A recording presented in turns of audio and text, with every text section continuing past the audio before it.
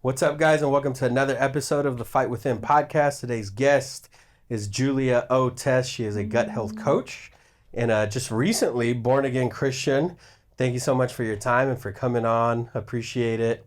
We're actually in the same small group together, and so I just asked her to come on. And so tell us a little bit about your background and kind of how you got to where you're at now. Yeah, for sure. So I feel like I've lived many lives in my one life. Okay. I'm a Russian immigrant. I'm from Oh, for Moscow. real? I Yeah, didn't you even didn't know know that. that? That's so No. funny.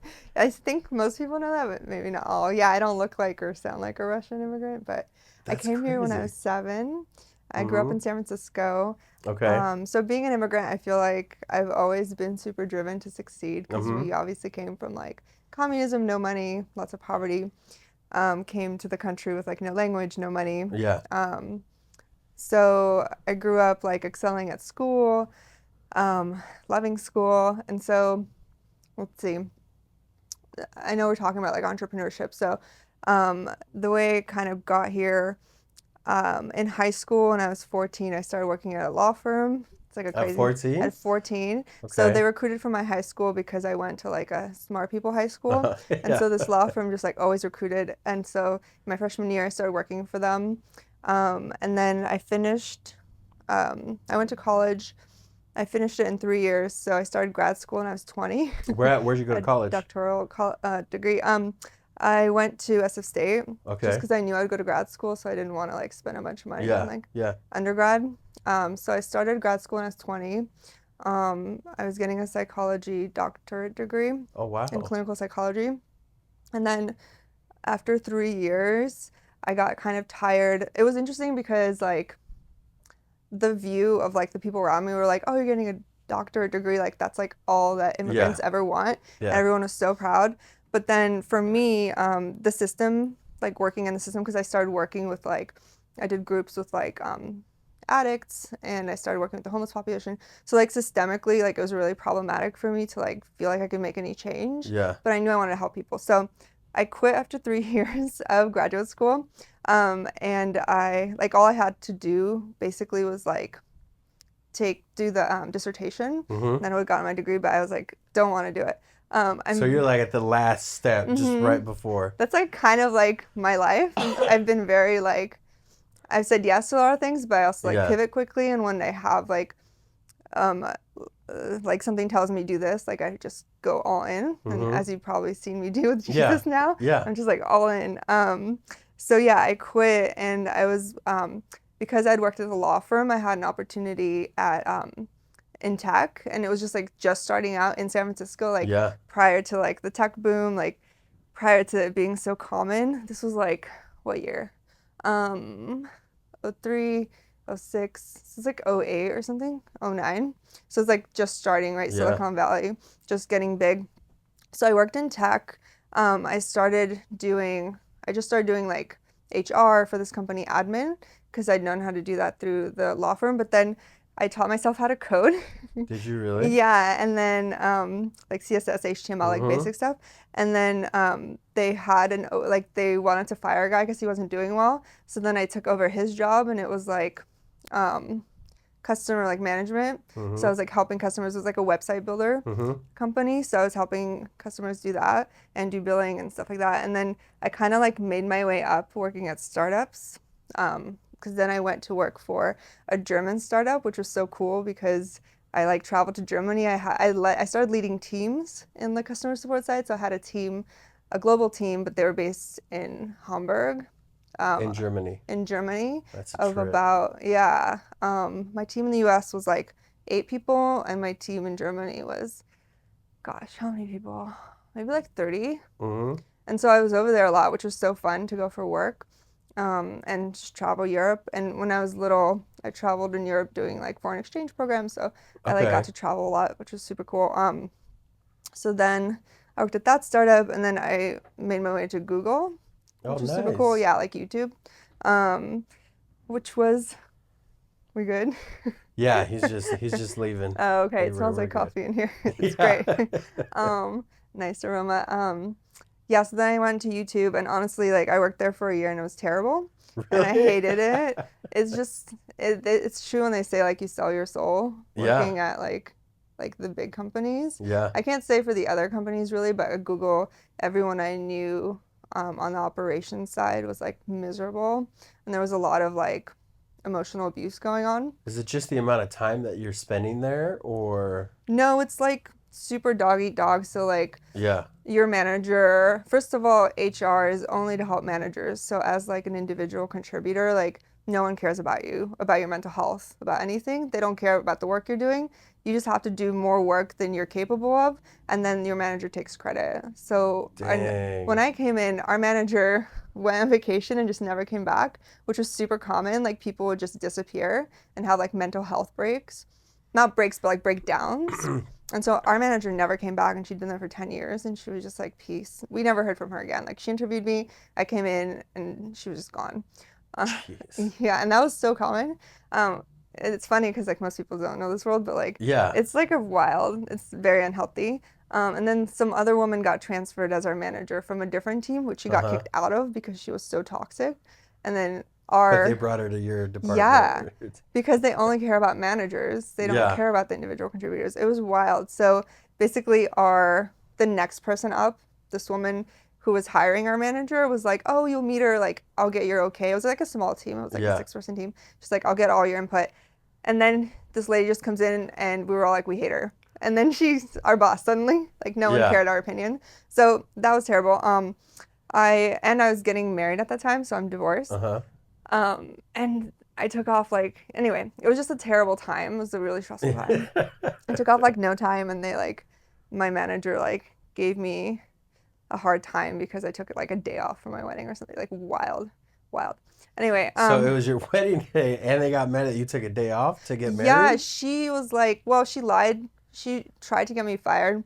So she Yeah. lied about a lot of things because she was Okay. basically trying to hire people from her graduate school, and Yeah. the whole team ended up leaving Wow. because she was very toxic and hostile and abusive. So anyway, that I don't know why I went so far into that, but that was like really No, hard. that's good. Yeah, and then I had lots of mental breakdowns. Like my husband at the time was like very helpful, very supportive of that. But then I decided I'd been doing photography for most of my life, Mm-hmm.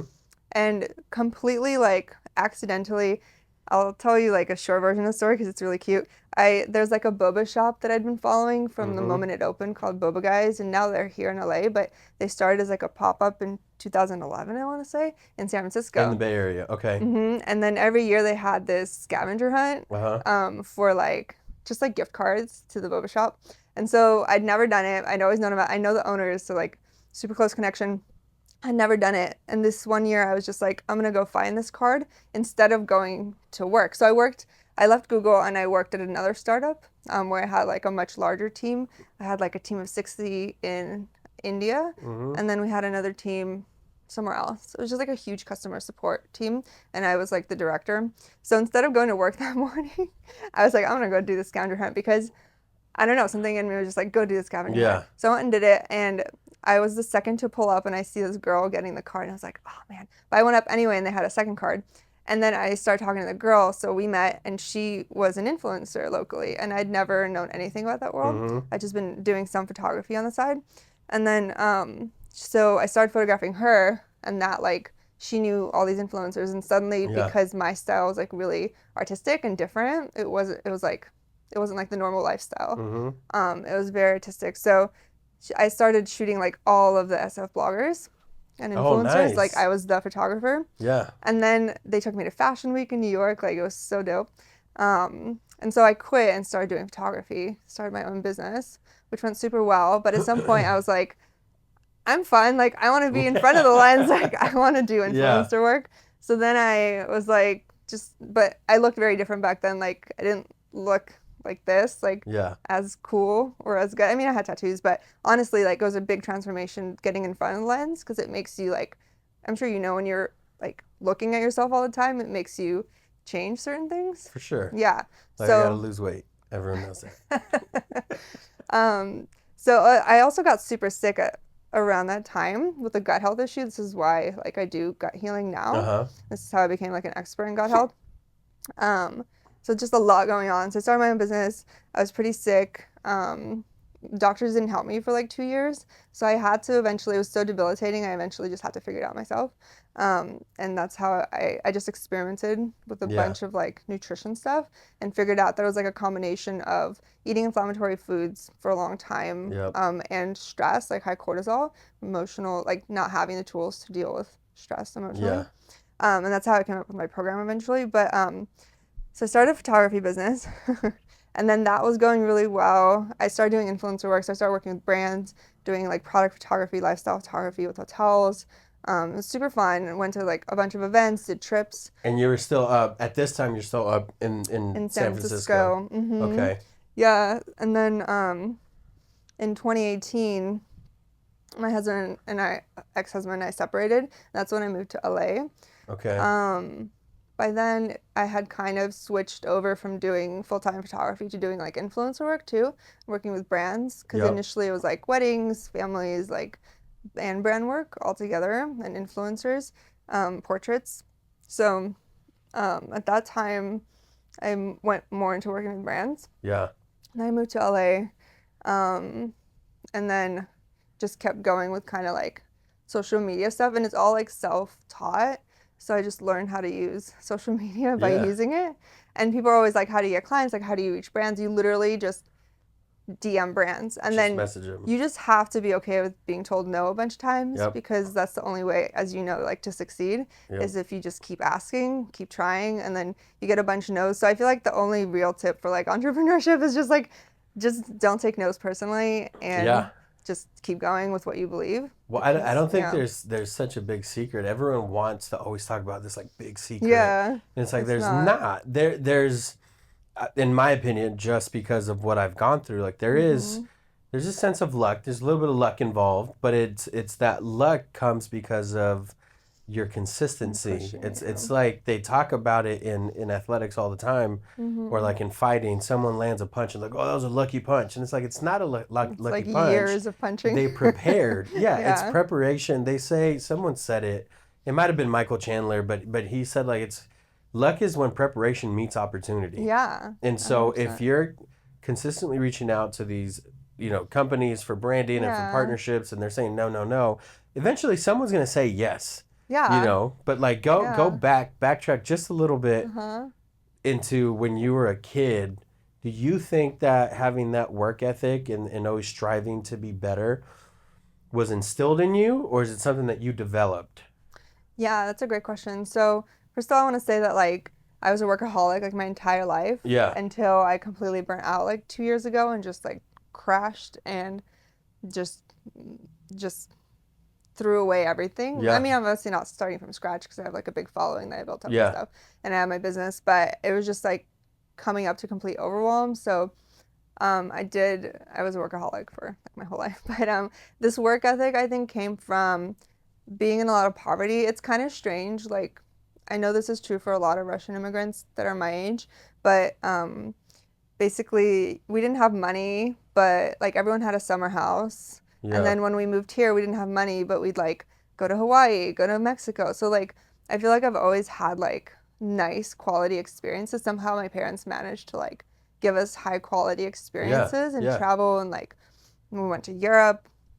But we never like had money, and that was like the one thing that my mom always cried about. Not always, but I like have never seen my parents cry. The one or two times I've seen my mom cry has been money, and that's like her big fear, because I think they grew up in such poverty. Sure. And I never fully like felt our poverty. They like completely saved me from that, but like I know that's a big thing for them. So I think, and they always said like you have to be some kind of doctor. Why do you think that is though? Because even when like I have immigrant parents, and they didn't come from Russia, they came from Mexico. Oh, cool. But the moment I told them I was pregnant when we were 18. Yeah. They're like, okay, you need to go get a job with Yeah. benefits and a 401k Yeah. and health insurance, and I'm like, no, like I knew even back then. I'm 30. I'll be 37 this year, but I knew even back then I was like, I don't want to work for someone. Yeah. As bad as that sounds, I love working with people, but I knew I didn't want to work for someone, and I knew I had to provide and all that stuff. But I was like, I don't want someone to tell me like, hey, clock in at this time, clock out at that time. Yeah. I don't know if I'm just disobedient or want to go against the system or whatever it is, but I just knew that I didn't know what I wanted to do either, though. That's why I was like in a weird situation because I didn't know what I wanted to do, but I knew I didn't want to be like someone's slave or like make Yeah. someone else's dreams come true. So you have this work ethic, and you say you were an alcoholic, and you went Workaholic. through a I lot. was never an Workaholic, not alcoholic. alcoholic. My bad. Did I say No, alcoholic? yeah, I was never an alcoholic. Sorry. Never had issues. And so Workaholic. workaholic. My bad. Maybe I'm That's talking okay. about me. No, I'm kidding. And you have these really cool opportunities and going from like job to Mhm. job, and it's not. It's Mhm. like startups are fun, Yeah. right? And then you get to Google, you work startups, you have teams. At what point did that just become like too much? You had said that a couple of years ago. You totally had a breakdown, a mental breakdown. Yeah. Like when does that become too much? Because in everyone else's eyes, that's what they strive for, and they want to be Yeah. busy, and they want to have too much on their plate. But that's because it's an identity for them. Was that something you struggled with, where like what you did was who you were? No, but I think like for me, it was like I grew up in San Francisco, which is hyper liberal. So Yeah, I grew up very liberal, and you know me now. I'm like, no, yeah, I'm conservative, I'm Christian. Like, it took me a while to heal that, but liberals are very like when you're a liberal as a woman, you like kind of like hate men, you don't trust men, you like have to yeah, do everything yourself. So like I feel like liberal women are very masculine yeah. and like hyper driven, but it's like not natural hormonally, like in any way. I just don't think it's not. I think it's pure trauma for women to Uh be huh. that like hyper masculine, take care of themselves, like lead. Um, Not to say like a woman can't be in a position of Sure, leadership, sure. but to be like that intense to like how I see women, and then the same woman will like be like, I wish like I had a man to take care of me, and it's like, Yeah, yeah, because like we're all overwhelmed, like we're all overstimulated, like we're not meant to be hyper driven in the same way that men get a yeah. lot out of it. Like women, I think don't. Like I think it causes high cortisol, like all kinds of issues. So for me, I think it was I just like loved work. So I there's a don't think it sense was an of like identity, fulfillment, but was there a sense of fulfillment? but it was weird because a lot of things came super easy to me, Yeah, and I never felt fulfilled. And then when I actually like completely shut like had a mental breaky, I had a $34,000 month. Like I made so much money that month, yeah, and I'd built up my business from scratch in 2020. This gut health business, and it mm-hmm. was helping people. And I'd had experiences like this before, like incredible success, but afterwards I just felt empty and like dead Yeah, inside and unfulfilled. And it wasn't even like that month was actually pretty easy because I'd done so much work prior to set up for it, and everything was smooth, and I had a team. And but honestly, like until I found Jesus, like nothing fulfilled me, and I feel like I was just driving myself deeper into a dark hole. so you have these Um, highs of what the world would yeah, see as like success, yeah. but you felt empty inside. Empty, dead, like dark. I Yeah, had suicidal ideation. Like yeah, I was in a really toxic romantic relationship at the time. Oh my gosh, yeah. You're I'm good. emotional. Sorry. It's fine. Yeah. It's been really hard to come out of that place. And until, so I'm new, right, to Christianity. And Mm-hmm. it basically started for me in December. It was like where my journey with Christ started. And until then, I feel like I was just going like straight down. Yeah, Like it was really hard. So like it's interesting because you're right. Like I think people see me and it's like, oh, like beautiful, successful. Like I'm 38. Like people don't think I look 38, so they yeah. I think didn't I'm think you like were younger. 38. Yeah. It's because of how I eat. It's because I'm a Yeah, gut health coach. Yeah. yeah, If you follow how I eat, you too yeah, will look young. Um, but yeah, like it's interesting to go through the world with this perception that's like not how I feel. yeah. And it makes me feel like more of a failure. So I've done a lot of healing around not feeling like a failure because I have reached these huge successes, but they weren't like for me. Yeah. Like they didn't mean anything. And like my biggest success was at my darkest time, which is a really weird Isn't that juxtaposition. crazy? Yeah. Yeah. Speak on that because I love what you just said that your biggest successes were at your darkest times and you Yeah. didn't have you also just said that it wasn't for you. Yeah. So speak on that now having a different perspective and then we'll get into your faith walk, Yeah. but speak on like how that clarity has shifted your mindset, like knowing that like those you had success as a photographer and owning your own business, you do the gut health, you're an influencer, like Mhm. everyone, a lot of people seek that. They think that that's what they Yeah. want, and they want that to be their identity. I fall into it too. I'm like, we're gonna grow the Yeah. podcast, it's gonna be so big, and we're gonna get paid, and it's like, but it doesn't matter because I originally started this because I felt like everyone had a story to share, Mhm. and we've been really fortunate and blessed to have some really big guests on, some really cool Oh, guys cool. on and women on, but I started it because I was like, everyone is human. Mhm. Everyone is driven. People that want to be Mhm. successful. And if your story or whatever guest we have on, Yeah. if their story can help a listener in whatever way that they might be going through something similar, like that's what we want. It's Yeah. like when we talk about our faith and it's like if just one person gets Yeah. saved, like Like awesome, worth it. Yeah. cool. And that was the premise behind the show because That's I cool. was an athlete, I've been an entrepreneur. Like there's Mhm. correlation between both, and so Mhm. the fact that like you're doing things in everyone's eyes, you're successful, Yeah. right? But you feel empty. Why did you know that that wasn't for you? Now looking back on it, I just feel like even though I've been helping people my yeah, entire life, and that was what I thought my purpose was, and I thought that that would give me fulfillment. yeah, Um, I just feel like so the reason that I burnt out, particularly with that business, is that okay? That it's yeah, beeping? yeah. Okay. There's a bunch, so many different companies around. Um, so I did that business. I grew it with a female coach, which was great. I'm also like Mm-hmm. I was heavily into New Age, which is also really dark, and I think like that participated in why I was in such a dark place Sure. because I was like doing crystals, tarot, like Reiki, like just everything, Yeah. and What's Reiki? oh, it's like energy healing, quote Okay. unquote. So like someone like a Reiki healer, which is kind of scammy. Anyone can be a Reiki healer, Yeah. Reiki Yeah. master. They put energy from their hands, like they don't touch you, but they like move Mm-hmm. energy from their body. And I've had it done. Actually, had a guy I dated who was a Reiki healer, and he did it on me, and it felt like an exorcism. But I don't know if the demon was coming in or out. But I was like on the floor, Yeah. like Yeah. convulsing, like screaming. So like it's real, but it's very dark. Yeah. Like it's powerful, but it's not God. It's not from God. Yeah. And it's interesting because now I'm like trying to like very carefully, because I do have like prophetic gifts and stuff, like Sure. carefully move that into like the light. But do you Um, do you think going through those things, because we talk about it all the time on the show, it's like people need to hit their rock bottom, right? mhm. Or need to be exposed to these different things to know how good this other thing is. In your case, you needed to be Yeah. exposed to these dark arts to know that like Right. God is so how good. powerful and Mhm. light God is, you know?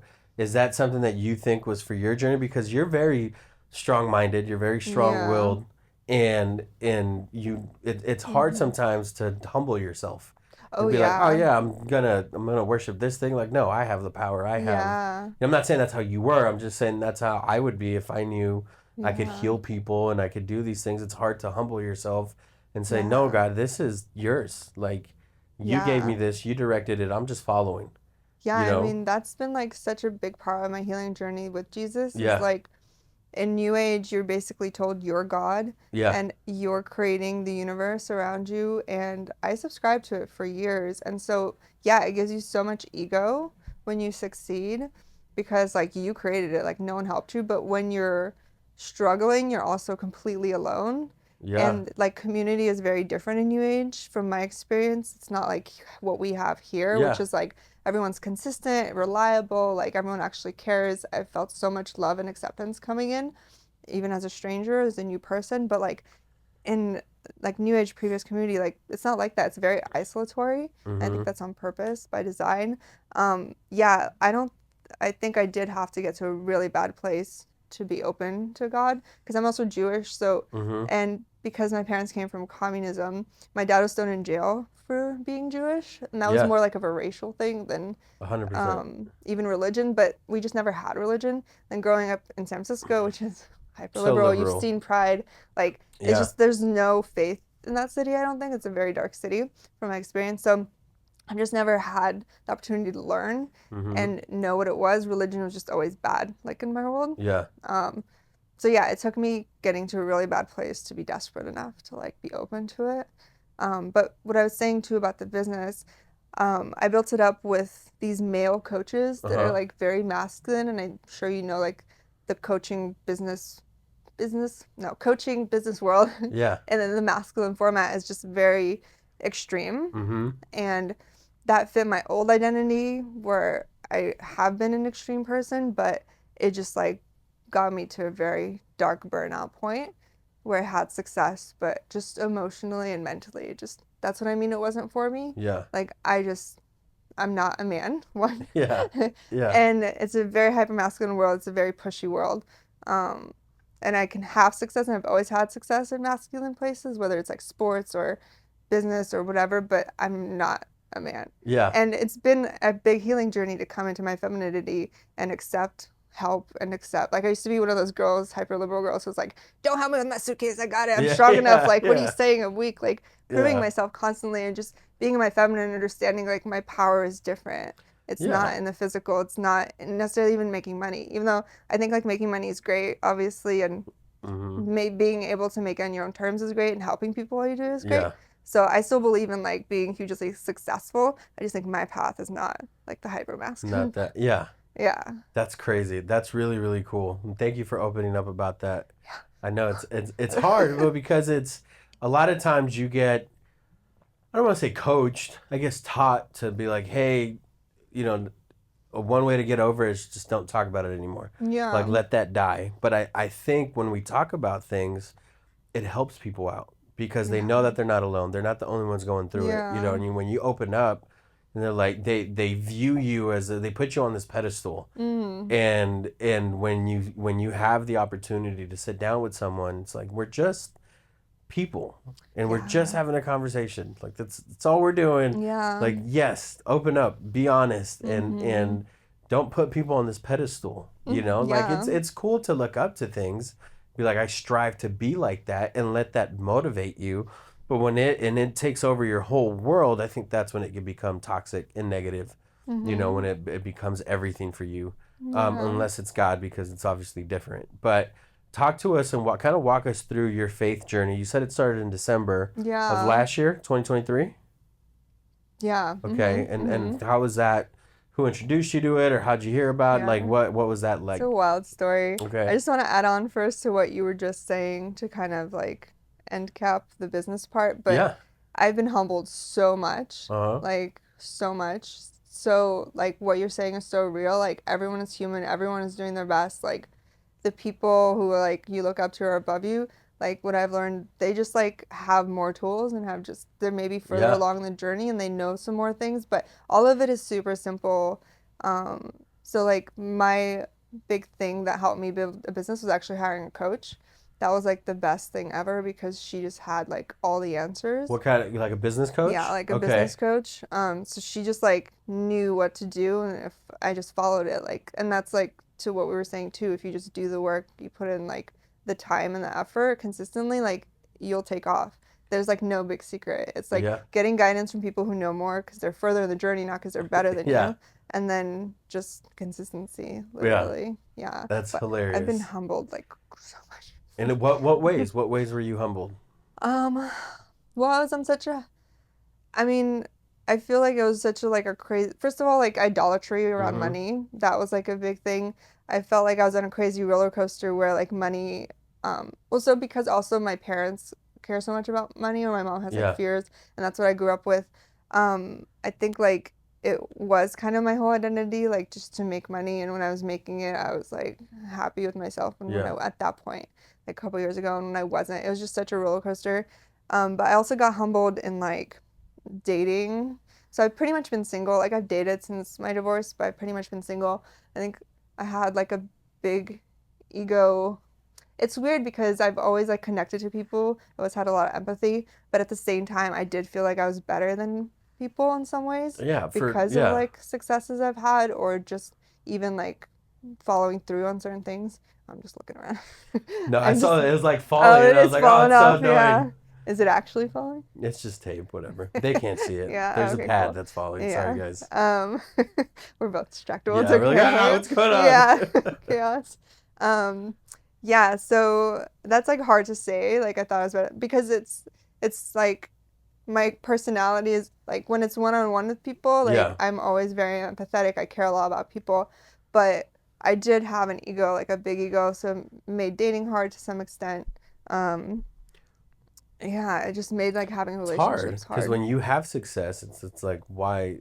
You're like, oh, I did that. Oh yeah, I did do that. And then you have other Yeah. people remind you, and people are always kissing your butt. It's like it's easy to do that, and you find Yeah. out who your real friends are. Like when I was fighting, Mm, so many people we're just, hey friends. man, hold Oh, your tickets. It's so fight. Da, da, da. Once I stopped, it was like yeah. they literally like disappeared. Really? Oh yeah, it was That's crazy. wild. And in your head, you get so big headed. And I was Mm-hmm. never like a champ or anything, but like you get so big headed Yeah. in your own head, and you blow yourself up, and you make things bigger than what Yeah. they really are, or your success is bigger than what they really are, Yeah. and it's hard because you like when I signed up Bellator, I stopped working out as hard. I Mm-hmm. was like, oh, I made it. I Yeah. signed. I'm good. Yeah. I don't need to do it as Yeah, much. it's that too. Like you like start to like You like cruise or plateau. whatever. Yeah, you Yeah. cruise for sure. Yeah. And And so I that's think dangerous. it's if you can identify that, that's awesome. Now because Mm-hmm. I couldn't for the longest time. Mm-hmm. I'm working on like having empathy because I don't. To Mm. me, it's just like get over it. Like That go yeah, to the I've next been thing. like Let's that go. too. Yeah. And I'm working on it because my wife is way more sensitive, She's so emotional. and I love yeah, she's Ashley. awesome. Yeah. But like I'm always like, no, get over it. Your mind is so strong. We just get over it, and Mm. we have God on our side. Like we're good. Yeah. And it's not. And sometimes that brings you to like cloud nine where you're living in la la land, Mm-hmm. and sometimes you need to come down to reality and be like, no, Mm-hmm. this still needs to get done. Like I just talked about it on the last episode. Like I still have to go back and edit this. Like I don't have money to go pay someone to be like, hey, here's $500, go just edit my episode. Like no, Yeah. I have to go back and edit it. Like we're not there Yeah. yet. We will be. Yeah. We're just not there yet. And I feel like in that journey, people almost build a sense of loyalty with Mm-hmm. you when you're going through that because they're like, oh, I was there when they restarted, Mm-hmm. and I want to grow with them, and so it's cool. But going back to something you were talking about, like, do you think a lot of things that you were into at that time led to your divorce, or was that completely separate? Was that like its own thing and just a relationship thing that just didn't work out? So I've had very interesting life. So I won't go deep into it, but Yeah, yeah, like before I met my husband, I was in San Francisco. I was kind of in the like Burning Man, poly BDSM yeah, world, yeah, like part of that. When I met him, he asked me to stop because he wasn't. So I stopped. Like for me, it's always if it's the person, like yeah, it's about making the relationship work. So I stopped, and it's not like I missed it. And then we actually got divorced just because we didn't. When we met, I was like pure chaos, but really fun, and yeah, he was like very stable, very boring. And yeah. so we like that was a great Like match. met in the middle. Yeah, he Yeah, made me stable, and I made him fun, yeah, and so we had a great time together. But at the end, at least for me, I don't know what he would say. I've never asked him. We don't talk, but for me, my understanding is like there was never a middle ground because I wanted to mm, move to LA, and I actually helped him improve. Like not only was I super successful in business, but I helped him improve so much. Like anyone who I've been with like romantically has improved so much in terms of business because um, just knowing what I know, like I'm able to help people sure, naturally, yeah. just being around them. When you have a heart to help people too, Yeah. so And so he actually got an amazing job offer in LA, yeah. making like 400K or something. Oh He wow, said no. He did not want to do it because he just wanted to stay in at home, like with his family. He had a huge family, Irish yeah. family in the Bay Area. Like he just wanted that lifestyle. And like that was like Oh kind of the wow, last thing where I was like, we have so much opportunity. Like for me, I was doing content creation, working with yeah, brands. I was like, I want to be in LA. I was in LA all the time for work anyway. There was just no middle ground, and we both had been sick with like gut stuff, yeah, so we kind of like stopped having intimacy. Um, and by the time he had agreed to do therapy, it was kind of too late. Like I was checked out. yeah, yeah, yeah. So no one cheated. Like no one did anything Nothing bad. crazy. Yeah, No emotional abuse. Like we were like best friends, super compatible yeah. in a lot of ways. But yeah, and Just who didn't I work was out. then, honestly, like I feel like now coming to Christ, and we'll talk about this more obviously, but like this is actually who I am and who I've always been. Yeah, But I got so lost in the in between of like I guess being born and being like finding Christ. mm-hmm. And I feel like there's so many places where he tried to come in and I just wasn't open to it. because of my upbringing. But I also think like this is supposed to be my testimony, like this 100%. extreme, because Yep. it's really extreme. I don't know if you saw did you see my Instagram video or TikTok video? I've seen, yeah, I've But the seen some. one Which where it was one? like my testimony, I saw part of like my it. I haven't seen past, all of yeah. it. Yeah. So I'm like starting to like release it a little bit because just the contrast of like what I participated in. So I think like who I am now is actually like his daughter. Yeah.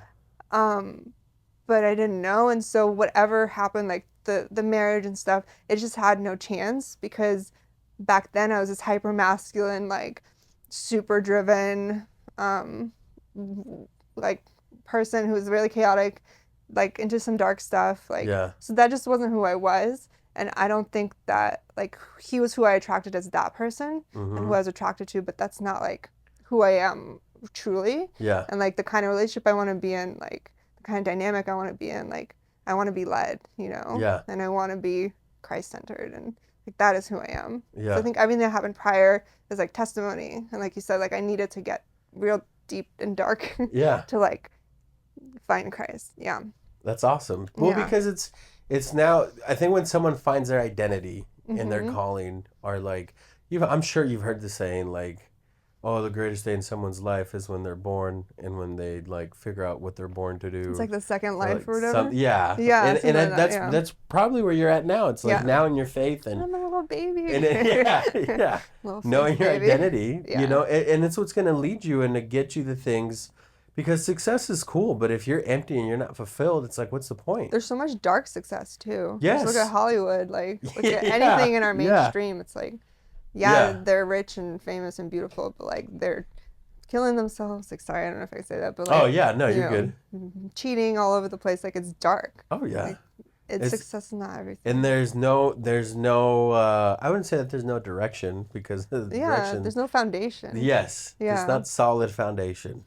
Yeah. It's like, go do this, go brainwash these people, go entertain them, and then Yeah. get your check, and then it's like you're not fulfilled. Yeah. I think it's great when you're figuring out your identity, because I've struggled with it a lot, because when I was fighting I was like, I'm a fighter, and it's like that's not who you are. It's something that It's you like do, idolatry. Yeah. but it's not 100%. You're consumed with it so much where like that's what you think about. You wake up thinking about it and you go to sleep thinking about it. Like that's who you want to be, and it's not healthy, Yeah. because then everything else doesn't matter and it's just about you. And that's not what we were created for. And it's like we're supposed to love on people, and we're supposed to be in community, and we're supposed to help each other out. Like that's way more fulfilling than like your own successes. Yeah. Like when I see my son going off and going to college, like I never went to college. I went to community college, and I'm like, that's awesome. Yeah. Like he's doing better. He's doing more than what I did. And then you hear these like negative voices like, well, you could have done this, and and it's like you're constantly being attacked, and it's like, well, why? Yeah.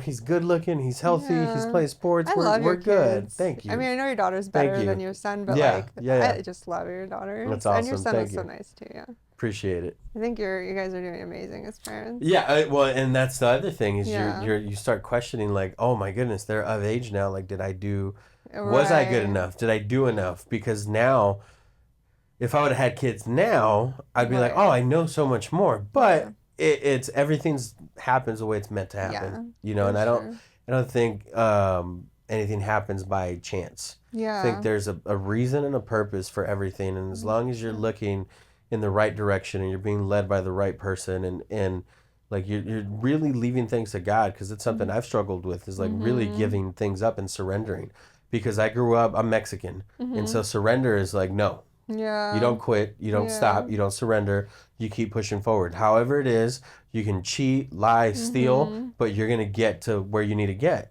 And that's not healthy, because you're always having to look over your shoulder, like who's coming out to get me. Oh, I screwed that person. I stepped on this person. Like, and it's not healthy, And so now, because I've gone through it so much, where you have this perspective change and this mindset change, where it's like, no, you want to help people. So many people helped us coming up and being young parents. It's like, now I want to be in a position to be like, here's, if it's money, if it's groceries, if it's time, if it's a coffee, whatever, like I want to give you that, because someone helped guide me and push me in this direction rather than that direction, and it helped me out. And so, Yeah. talk to us a little bit about your faith journey and how Yeah. you kind of came into all of that. So I feel like to what you're saying, like God just stripped away everything to build that foundation Yeah. the right way and to have success the right way. But my journey to Christ is like super crazy. I think everything in my life is super crazy. It's just part of my identity. I don't know. I think I'm just a very extreme person, so Yeah. it works out that way. But basically, I was not open to Christ. I was heavy in New Age. I've Mm-hmm. never been open to Christ. I thought people like that were crazy people. Yeah. I did have one friend actually that I met like 3 years ago, Kiki. She lives in Nebraska. Shout out to Kiki. She's amazing, but she just had a baby.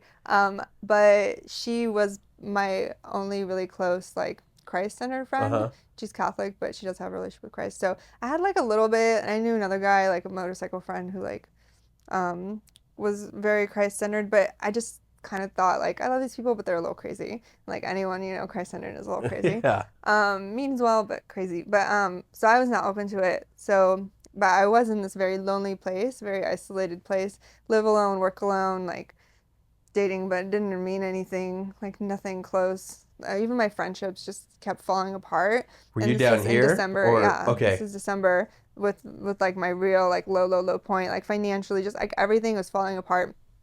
And I saw a flyer in Manhattan Beach where I lived at the time for just like a singles event. And I was like, oh, okay, like a Christmas singles event, I'll go. No information on it, which is like my favorite thing. Yeah. My chaotic brain's like, I know nothing, let's go. Yeah, Like, this will yeah. be great. So I go, and it turns out to be a Christian thing. They just didn't say anything. But I was like, okay, well, whatever. Like, these people seem nice. It was like a fun event. And then the people leading it, Jody and her husband, John, I really liked them. And so I started talking to them more. I met with Jody. She's like, she does ministry. She's actually like, I think the reason I came to Christ. And Yeah. these events, she stopped having them. She moved on from them. She only had 3, but I truly think like these events were for me to find Christ. Yeah. Like, not to sound conceited, but like truly that like my life is like completely forever 180 changed, like because of her doing these events. And she only had 3 and she stopped. So like crazy, wow. right? And so at this so I kept going to their events. I started going to the small group, and here I am in their small group, never having read the Bible, not even having a Bible, going in there with my like Neville Goddard, which is like a New Age writer book, trying to translate the Bible into New Age. Like that's what he did. He basically like took the Bible and translated it into like, Oh wow. this means you are God. Like, so here I am like sitting in this like Bible study small group being like, oh, I get it. Like I'm God. And they're like, no, No, that's wrong. That's so wrong. But they were very sweet. And that was like a great entry point. So they've gone that deep into like to wanting to translate the Bible. Oh yeah, Neville Goddard. Dang. There were a lot of like New Age authors who did that. Yeah, it's like very heavy, and it parallels New Age parallels Christianity, Yeah. but it's like they copy it to confuse you, I guess, because it feels real. Yep. And then I get to Christianity, and it's like everything's exactly the same except it's like light instead of dark. Yeah. It's like crazy. But anyway, yeah, translating that. So I started going to the small group, met with Jody separately, was not open to it at all, but she's just like the best person. She ministers, she works for Young Life now. Okay. She's actually at camp right now, Young Life camp. Yeah, and she slowly held my hand. And then at the 3rd event in February, which was the last event, it was like a failed event because it was speed dating, but like only 6 of us showed up. Yeah. So then we just sat and played games. But I met this girl named Marcy and didn't exchange info. We never would have talked if it was a successful event. So like everything just happened so perfectly for me to find Christ. But then Marcy, I see her. We didn't exchange info. We just talked briefly. And then I see her at the beach like a week later. It's like a Saturday. And I'm like, oh, hey, Marcy, blah, blah. And then I asked her because I was looking for a church to go to because I was curious. Yeah. And I'd gone to churches before but never connected. And then she was like, oh, I'm going to church tomorrow, my church in Manhattan Beach. Do you want to come? And so I came with her. And that became like my first real church that I like love the people there. It's called the Rock Covenant Church. It's in Manhattan Beach. It's really tiny. And the people there have like become my family. But they were so accepting. So I went with her. I had no idea what was happening. My first worship, I was just standing there like, why is everybody singing?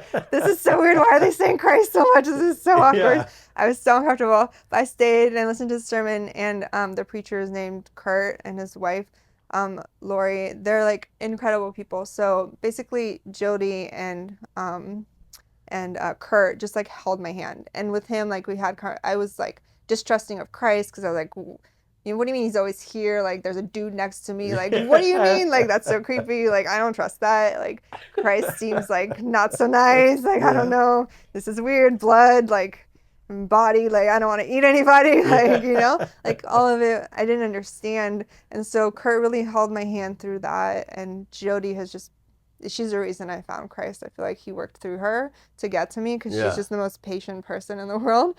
And she's like one of my best friends now. So then I started going to that church, and then I was committed to that church, and then I found Oceans through, do you know Jess? Jess Throwdon. Jess, what's her last name? She's married. Her husband was a cop before. They're like pretty big in Oceans. I'm sure if I saw him. They have a new baby. Okay. Yeah. So anyway, Jess Throwdon. So we had like some mutual influencer people that we knew, and so I followed her through them. And then she kept posting about Oceans, and I was like, well, the people look cool, but it's a huge church. And so I heard bad things about big churches. So I was like, either this is going to be amazing or it's going to be horrible. So I like dragged Jody with me because she doesn't like big churches. Yeah. And we went, and it was incredible. And the next day is when I went to Steph's group. I just like instantly signed up. Oh, for real? Uh-huh. And so I didn't know anyone. Oh, wow. I was just like, I'm always like all in on things that feel right. Yeah. So it was like feeling very right. So, and I loved the service, obviously. Like, that is a trip. Yeah. So like I had signed up. Yeah. Pastor Mark can honestly like. Insane. The dude, we got to have him on here, but the dude is always like on it. Yeah. Even when he's like off, I'm like, dude, that was good. Yeah. And he's definitely gifted, and I think God has definitely blessed that church and the movement and the impact it's making on like community. Baptism. Baptized California, like biggest it's insane. Baptism, but what I love is the fact that he was like, we're not gonna brand it Oceans, nothing. Like it's gonna be for the Big C Church. It's not for us. It's not for Oceans. It's for everybody else. Yeah. It's rad, man. And so one of the reasons, I don't think I've shared it on here yet, but one of the biggest reasons, like I did not like that church in the beginning. Really? For like 6 months. What? Oh yeah, because everyone was like always dressed up really nice. Yeah. Like I will go to church in basketball shorts and a t-shirt. Like I'm good. Yeah. And everyone was like dressed up so nice. And they were all vocal, and everyone's like, so good. And I was like, man, this is whack. And then my wife was the one that, like, was talking to me. No, she didn't. Okay. Her friend had brought her, Holly Perez had brought her to church, and they went to, like, a wave night. And I used to do, like, on a Saturday. And so they went, and they checked it out. She came home, and she was like, we're going to that church. I was like, okay. And that was in 2020. It was during COVID because our church was shut down. Yeah, it was the only open one. And outdoors. Yeah. And then I hated it, and we went to date night with the Francies. Oh. It was with them. It was like cute. They were talking about like marriage, and Pastor Rochelle, his wife, was talking about how one of his love languages is words of affirmation, and most of the time she's like leading the charge up front, and I'm like, all right, that's just a supportive wife. That's awesome.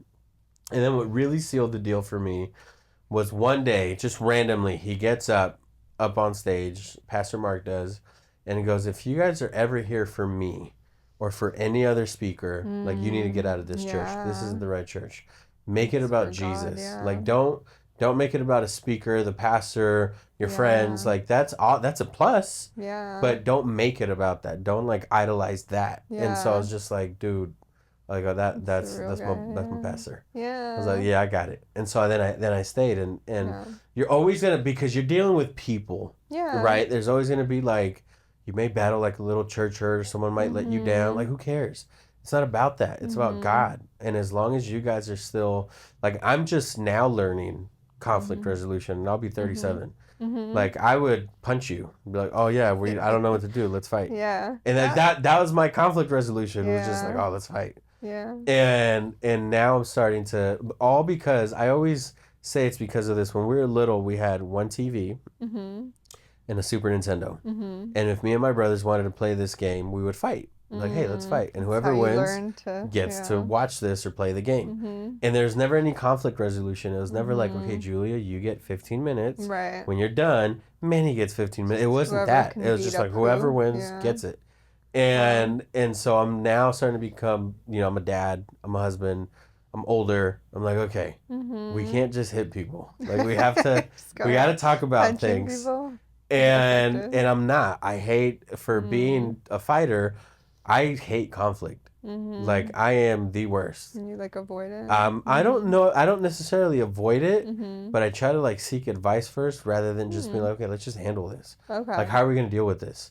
I always call a friend or call my That's pops or good. call Ash, and I'm That's like, smart. okay, what do I do here? Like, what would you do? Yeah. Instead of just because I used to be the other way. Yeah. If something would come up, I'd just be like, let's just go for it. Let's just try it. Yeah. We'll figure it out. Whatever. And it's not. It wasn't the healthiest way to live. It's wisdom. You Like, know. you're getting I mean, wiser, I hope so. yeah. Like, I hope it is. I'm As getting your older. elder, as your elder. Yeah, yeah. No, just kidding. And so it's fun, man. But it's been a journey for sure. Mhm. And like I got saved when I was 21. Wow. I was 21. I grew up Catholic. I got saved. I only went to church to go hang out with Ash because she was Oh, there. that's sweet. And it wasn't until last year that I got on my knees and prayed. It took Wow. me however long that is. I'm suck at math. However Mhm. long that is to actually get down on my own. Yeah. To get Right. down on my knees and be like, God, what do you want from me? Amazing. Like, I don't know what you want. I don't know where you want me to live. I don't know what Yeah. career you want me to have. Like, I don't know what you want from me. Like, what do you want from me? It's And it's never like, too I late give with it God. to Yeah. you. No, it's not. Yeah. And that's why it's like, even when I got fired from my job, like, the first day I called Ash, the first thing she said was like, hey, well, at least you can do your podcast now. And I'm like, Yeah. what the? And I was like, this girl's tripping. Like, we don't have income right now. What are you Right. talking about? And that was the first thing she said. And so I was like, Yeah, all right, that's I gotta cool. bring this back because we didn't do it for like 6 months. Wow. And there's a lot of change and a lot of things, and we'll talk about it on another episode. But now I'm starting it back up because I'm like, this is what I'm passionate about. For someone to hear your story, for someone to get, even if it's just one person, to get Yeah. like some advice or be like, oh wow, Julia handled it like this. This is how I can handle it. Awesome. Yeah. Like that's what matters. That's what this is about, you know? And Yeah. it's just great when people want to open up and want to share and have had successes. I always find it very therapeutic when people open up because it's like even me selfishly sometimes I listen intently not just because I want to navigate the interview but because Yeah. I want to be like, okay, what can I learn from it? Like how can Yeah. I For take this and sure. apply it, you know, into what I'm doing? And Yeah. it's so awesome, but to see your journey and your growth, just I didn't realize that was your first time like, oh yeah, I just signed up for the group and I just like came. Yeah. Because that was our first time. We Really? were, yeah. Oh, I didn't know that. That was our first But you time knew going. people, or no? Did We you know? what? Did you know the people at the group, or no? Some of the people? Ash knew Seth because they Okay. were in a women's group together, but I Okay. didn't know David was in our men's group a little bit. And Yeah. yeah, I didn't know that in Mario. I went to school with Yeah. Mario. But other than that, like no, I didn't know anyone else there. Wow, I didn't know that. That's so Yeah, cool. that was it. Just Wow. them two. Yeah, it's amazing though, like that the group was just so welcoming. Honestly, like the Christian community for me personally, like is not like nothing, like no community I've ever experienced before. Because people are just like truly, I think like when you have a relationship with Jesus, like and you're trying to like be like him Yeah. in the image of him, like you truly learn how to care for people or like care about people, Yeah. and you allow people to like be human. Like that was a big lesson for me, is like I think I was expecting everyone and myself to be perfect, For sure. and like just giving myself the grace and other people the grace, like you said. Like I used to just throw people away, like they do one thing and I'm like, over Yeah, you're it, like dead. gone out of my life forever, and Yeah. like truly out of my life forever. And so now having grace, but that like puts so much pressure on me too to be perfect, and on relationships and everything. And I got feedback in relationships constantly that like you just want me to be a robot, like I'm not a robot, like I'm not perfect. I'm like, no, just do it the way I need you Yeah. to do it, you know. You don't That's need the to be only perfect perfect. way. Yeah. Just do it this do it way. my way. Yeah. So like there's just so much grace in God and how he teaches us to love other people, like through how he loves us. And for me it's just been honestly, like Manny, like miracle after miracle. Like I have a journal where I write down Yeah. like every time like God heals a trauma wound or like a hole in my That's heart. awesome. And it's just like, especially after the baptism, it was just like one after the other. Like day after day, it's like sexual trauma, like money trauma, like Yeah. parental trauma. And the humbling, like he's humbled me to the point financially too, is I've had to rely on other people too. The Yeah. first time since I was 14. Like, Oh wow. and so like that is so humbling, but it's also like made me be able to open up more about like I'm human and have Yeah. grace for myself to be human. It's healed a lot in my relationship with my parents and like having like some father wounds, like it's healed that. Yeah. So like yeah, it's just But opened up so many what does doors. that look like now for you, just daily, like being on your walk? Do you pray about like certain things, or do you just have like this tug at your heart to be like, I need to pray about this, or I need to try to heal this wound? Because there's things that I've gone through that I haven't Mm-hmm. dealt with, Yeah. that Ash is always like, you need inner healing, and I'm like, no, it's whack. Yeah. And I'm sure there is. I'm sure I can learn a lot from it, but it's all right. It's dying. Yeah, but we still have audio, Oh, so okay. it's fine, and that camera's still Bye. on. Yeah, sorry guys. But we still have that one. Okay. But yeah, there's things that I've dealt with that I haven't faced head on, because I'm Yeah. just like, for what? And so now that one's gone. But we'll have audio, so it's fine. Just I audio. literally just had this like in my head as we were talking, I had this Yeah. vision. I was like, oh my goodness, these They're are gonna gonna run die. out. And so the video portion of it, we're just gonna have to have like a still and finish the audio. But whatever. Yeah. It said We'll too hot. we'll have Too hot. yeah, we'll Yeah. have you It's back okay. on to finish, but who cares? We'll share more about the story. But yeah, there's definitely things that I need to get better at in healing that I haven't. And I don't know if I'm avoiding it, Mm. and I'm sure I probably am, because there's I don't think there was ever any like physical trauma that happened other Mm-hmm. than being like hit, but Yeah, like beat I up. was always like, oh, I was an idiot. I knew like I did You something deserved to, it. yeah. Like I ran away once and my mom Oh my spanked me and beat gosh. me, and I was Yeah. like, We I had wonder corporal why. punishment too. Yeah. Oh Mm-hmm. yeah, no, we got beat. My mom was like, she whatever she can get her hand, if that bottle was there, she would get it, throw it at us, Yeah. like everything, leather belts, I mean Yeah. brooms, whatever. And Gosh. but I was always such a knucklehead. I was Yeah. always doing really dumb things. And I was like, Yeah. that's why you got in trouble, bro. Like Right. don't can't blame it on anybody else. Like you're the idiot that did this. That's Yeah. the punishment. And there was never any like talking to, like sitting down and being like, hey, this is why we're spanking you. Oh You did wow. this. It was just like, what the hell are you doing? Yeah. I remember one time I was beating my brother up. We were fighting. I was Mm. beating my little brother up. My mom moved me out of the way and hit him. I was like, you You crazy. deserve it. But yeah, there's for sure things that I haven't probably dealt with that I should Yeah. deal with. Um, but to me, it's always just been like, you know, I want to get closer to God. I want to hear Mm-hmm. more from God, because I don't.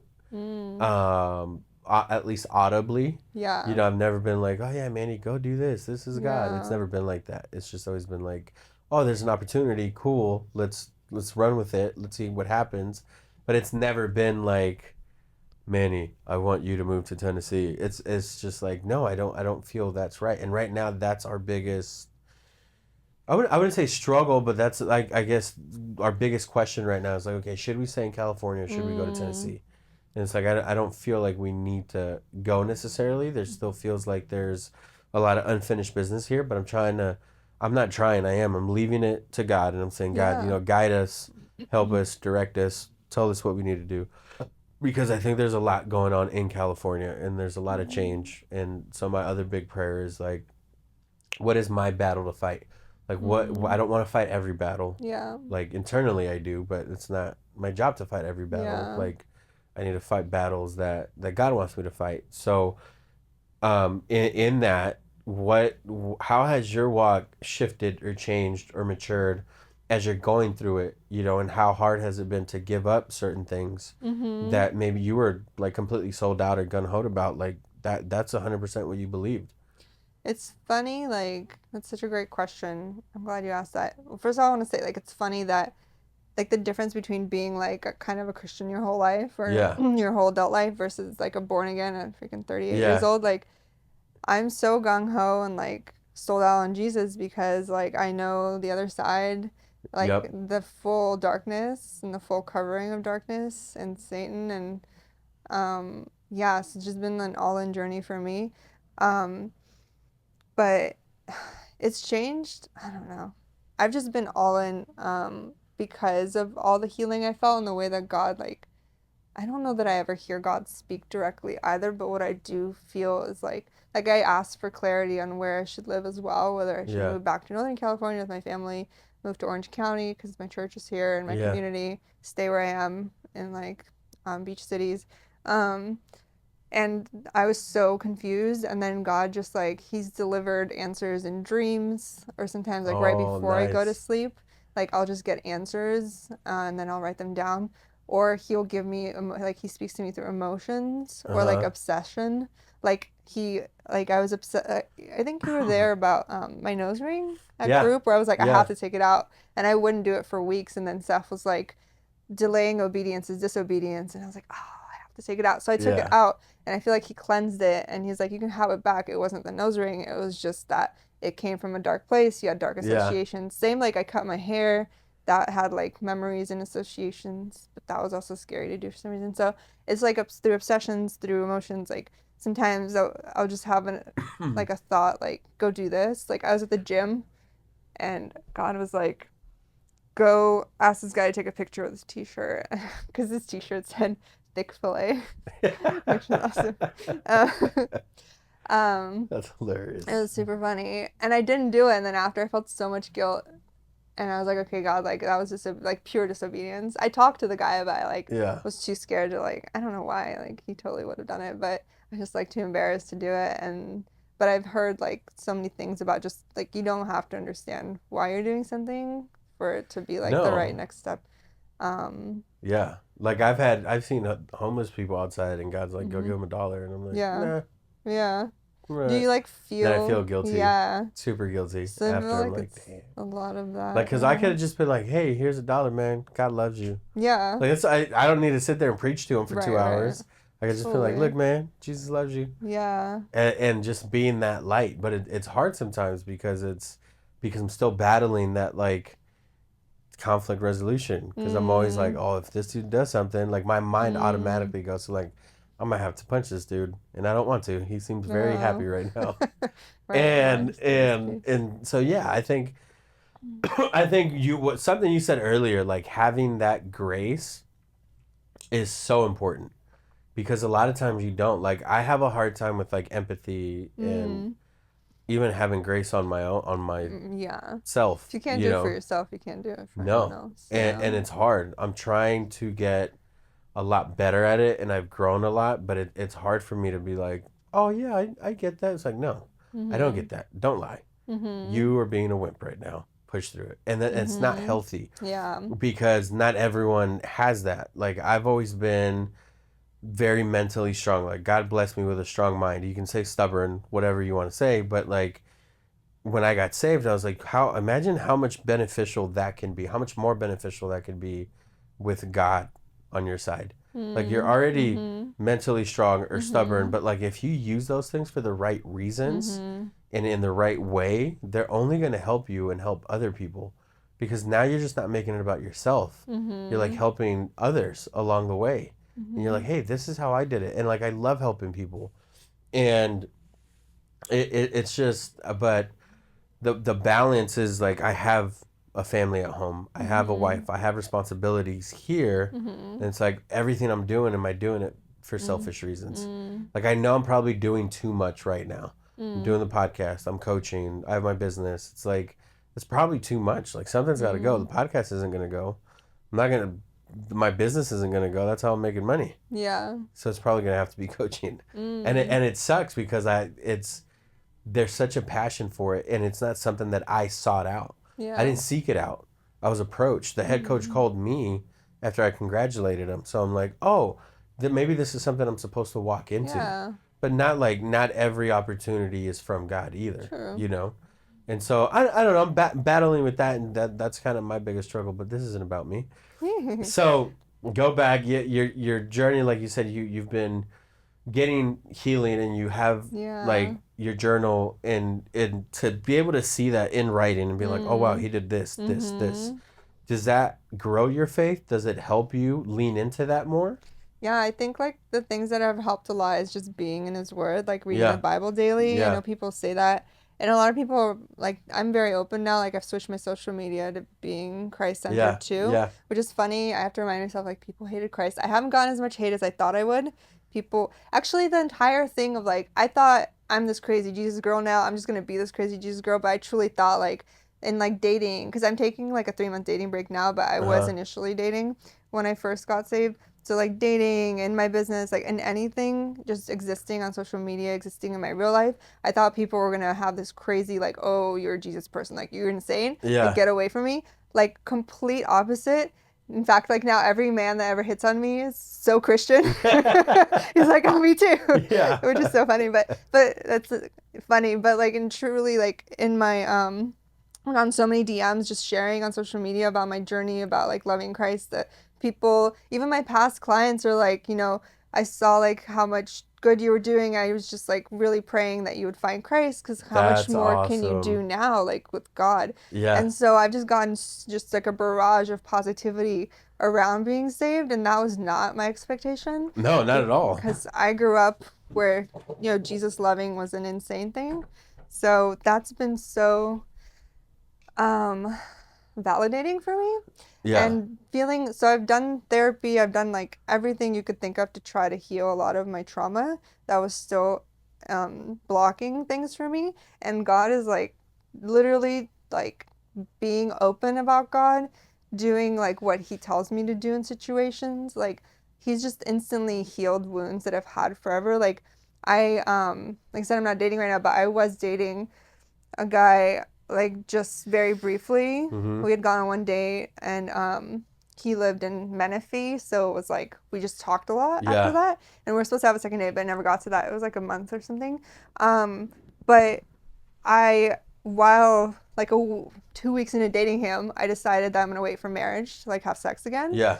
And that's like one, like, crazy for someone like me, because of my Yeah. history, my past, and Yeah. being in polyamory, and like going to like sex parties and stuff. Like, it's a complete 180 Yeah. from like how I grew up, or how I was in my 20s.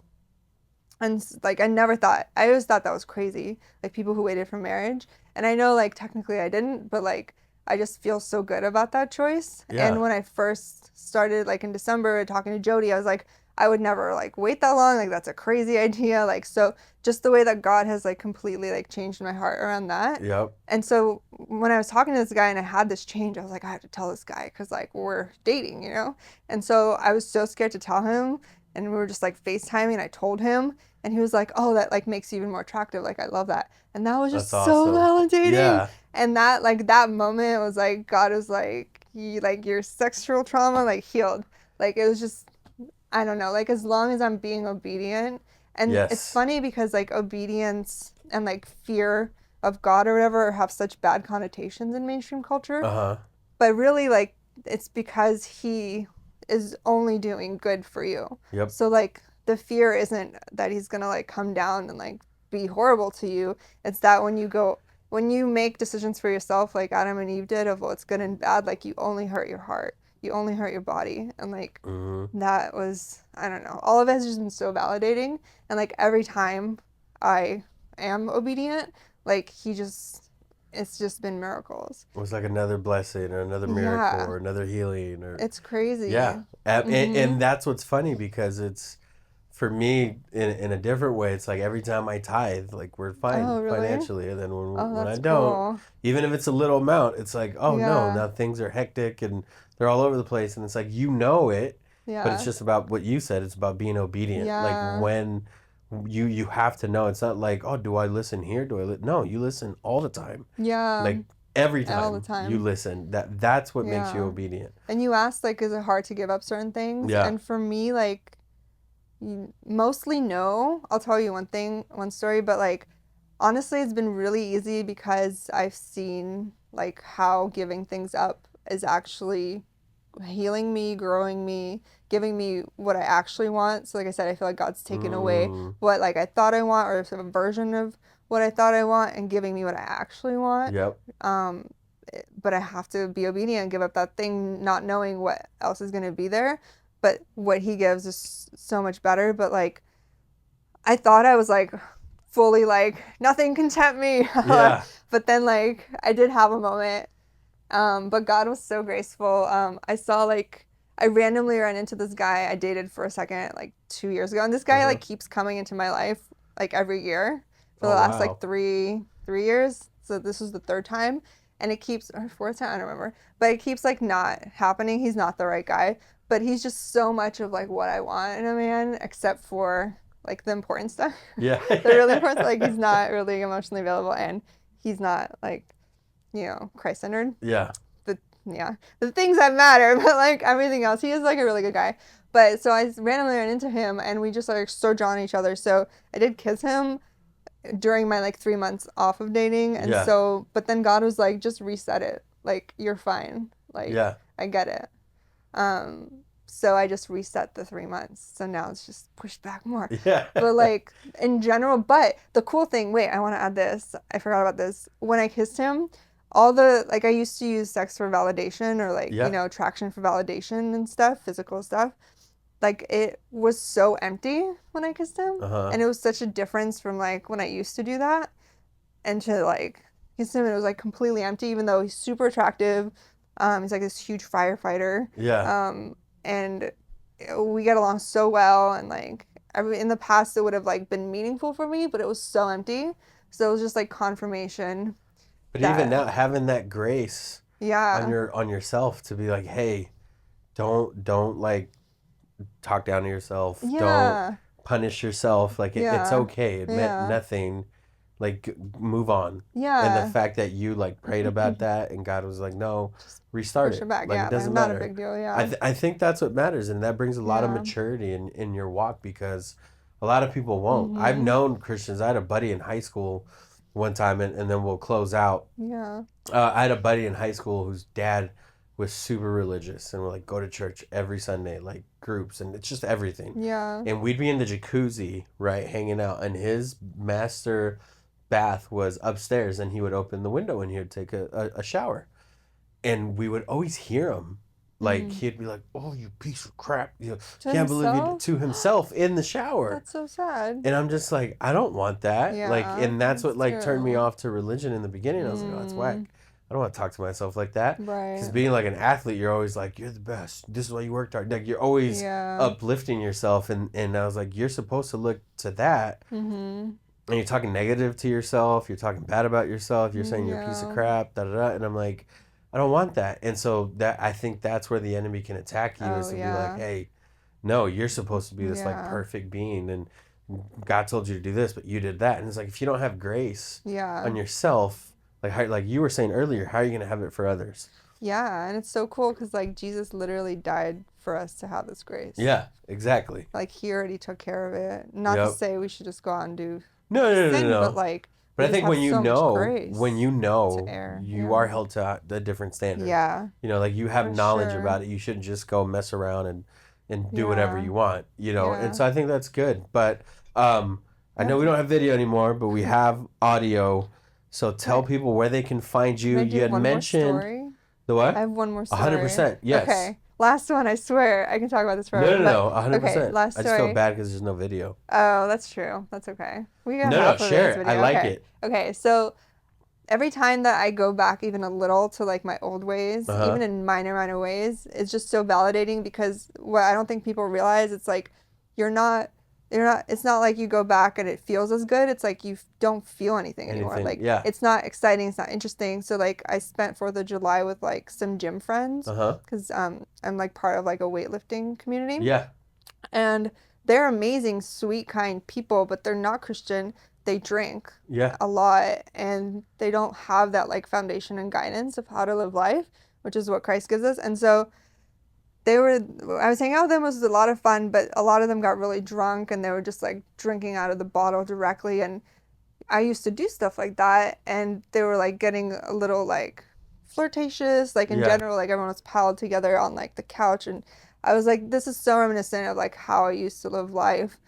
And it just was like not fun, not interesting. And part of me actually for a second was like, I could drink right now. Yeah. I don't drink. Like, I never drink alcohol. But even just being in the environment with the wrong people will make you do wrong things. 100%. Like, that's something I think that people really need to pay attention to. But two, like, I'm not denying myself of how it used to be. It's that like there's so many things that are more interesting now that like going back is not, it's not hard to Yeah. not go back. And every time I go back even a little, like being in that environment, it's just like I just it doesn't feel fun, it doesn't feel good, Yeah, you well, I know? love what you said, the emptiness. It's like Yeah, it has me because moving. you could have very easily just been like, all right, let's get hammered and let's do Yeah, whatever. But it's like, yeah, no, there's an emptiness there because now you're living life with purpose, yeah. and so It's you so don't want to cool. let go of that. Yeah, It's like it's like a fire inside you that's pushing you towards, as cheesy as it sounds, towards greatness, but the yeah. greatness that like God created you to be and Mhm. God created you to achieve, rather than like what the world views. Because you've had that, you've Yeah, had the success, you've done those things, and yeah, it's like it you don't need that validation in that way anymore, yeah. And it and feels like a second life because I've yeah, had the marriage, I've had the financial success, I've had the business success, yeah, and none of it like brought what the world promised. yeah, Yeah. exactly. And I Mhm. think that's key. Mhm. It doesn't bring what everyone else Mhm. promises. You think you're going to be fulfilled. You think you're going to be happy because you can go buy whatever car, buy whatever Right. house, live anywhere you want, have the friends that you want to have. Mhm. But but it happens too. It happens in the Christian community because you're just dealing with people, and that's the hardest thing Yeah. I've had to learn is like they're just people. Right. No And one's so no one's Jesus. perfect. Mhm. Yeah. Like your people are going to let you down. Yeah. It's just the reality. Yeah. People are going to let you down. There's going to be drama. There's going to be things you got to work through. It doesn't matter Yeah. because you're all helping one another. Like what does any enemy in any war or battle is going to do, try to do what? Defeat you and Mhm. infiltrate and divide. Yeah. And that's Divide. exactly what Mhm. our enemy does, right? Yeah. He tries to divide. And where's the best place to divide? Is at the church. If those are the Mhm. people that are coming together for one common goal, Mhm. is to love Jesus, to proclaim his name, to grow the kingdom, and to defeat the devil. It's like Mhm. why would Yeah. the devil not attack there? For Like or sure. try to infiltrate. Like that's where you want to Mhm. infiltrate, Like when I was fighting or now coaching football, we watch our tape from our Right. opponents. We watch every little thing. What can we pick When up you on? see a What habits can we weakness, Yeah, you and go then for it. you go Yeah. attack that. It's just the Yeah. same Yeah. thing. And Satan. Yeah. Does I think that. it's the same thing in our community because we're just people. We're just humans, and people are Yeah. gonna let you down. But the difference is, and this is like the biggest takeaway for me Mm-hmm. about Christianity, is I've never had structure that made sense. And I've always been like an Mm. extreme force and rebellious. And, Yeah, if you tell me to do something, I don't care if you're a cop, if it doesn't make sense, you're not gonna do I'm not going to do it. Like, I don't care who you are. I have no respect it. Yeah, for authority's yeah, sake. me neither. So, like, It's yeah, terrible. yeah, I know. It can get you in trouble, but whatever. Yes. But that I just never had structure. My parents could never handle me, like, bless them. Like, I was just too strong minded. Yeah. I just did whatever I wanted, always, no matter what the consequences. And it's gotten me to some high places, it's gotten me some low places, but I never had structure. I never had like real, like strong parental guidance in Yeah. the way. And that's like what I feel like the Bible and God, like our Heavenly Father, does is like He just gives you the structure to live life where you don't hurt yourself and you don't hurt others. Yeah. And And there's that no I've better never place had that. to look for that Yeah. than God. It's like the You know, truth, actual, not like some other human it's telling you, like, it's don't do that. it's Yeah. crazy because there's so much like scientific proof of all of Yeah. this. I know. And it's Uh, because that's where like, oh, you don't want to be this like crazy Christian dude, Bible thumping guy. yeah. And when there's like real proof and like historic documents, you're like, Right. oh, this just validates like the True. things that I believe in. Although I think It's crazy. science is kind of BS too. Like Yeah, oh, science is for a sure. religion, but Yeah. some people need that proof for Yeah, well sure. they need Yeah. but now you just have more ammo, I Yeah, guess. yeah. That's true. And it helps you in your beliefs because I was just talking to we had Brenton on the last episode Mhm. and I was like, how do you have conversations? Because I've talked to Ash about this, Yeah. and I'm like, how if you talk to a Mormon, if you talk to a Catholic, Mm. a Buddhist, a whatever, they believe that their religion and Mm. their God is the right God. Right. It's like, how do you handle that? The only answer I have is like with love.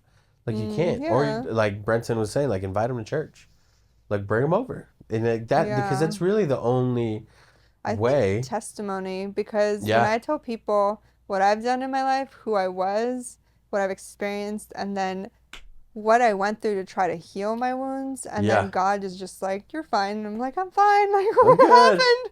Like, But it's just like I was just listening to Ed Milet. He's the business dude, and he was saying that his father was saved from alcoholism from a former alcoholic.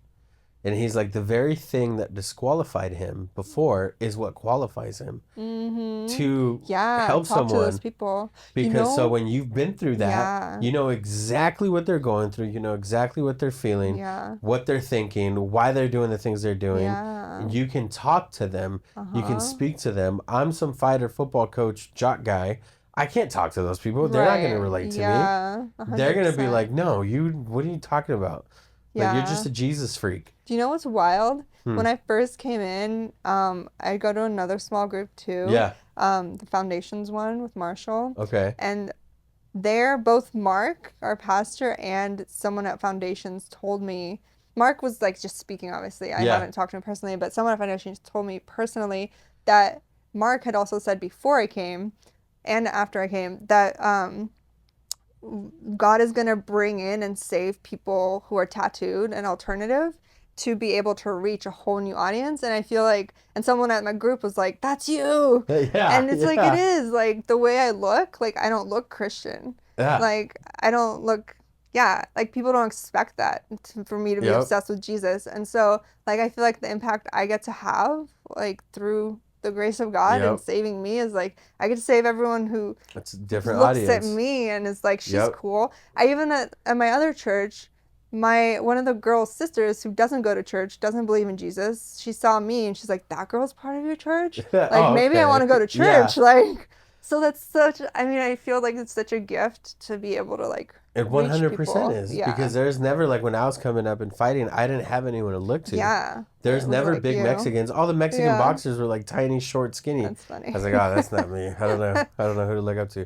But anyway, appreciate your time. Thank you so much for coming on. It was so great to talk to you. I'm sure we'll have you back on. I'll make sure the cameras are fully charged. That sounds good. But where can people find you? Online, your businesses, everything. Yeah, everything is linked. I basically have a gut health program. So it's an 8-week program where you heal your gut through nutrition, any chronic symptoms you have. And you also heal your relationship with your body and your relationship with food. And it's like a habit restructuring program. So all in one, like it just, if you struggle with food, with chronic illness, like with body issues, like body image issues, like it'll help. And then I also just started, I was telling you before, a group.